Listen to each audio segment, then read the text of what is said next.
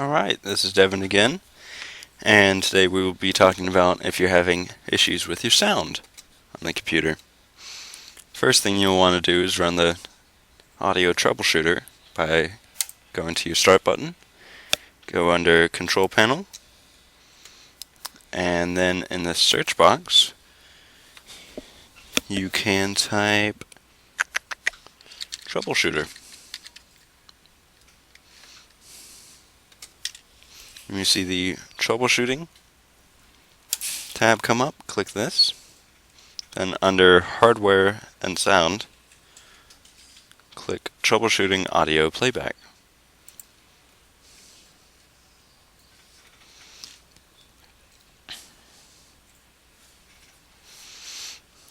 Now that this is up, you can go through the steps. It will check your PC and make sure everything is set up correctly, and you can continue to go through this until you fix the problem. Also, if you are having audio issues, make sure that your cables, if you're using a headset or speakers, are properly connected.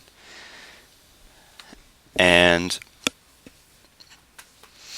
if you have a sound card in your computer that is personally put in and not the default built-in one, you may want to make sure that it is properly seated and working.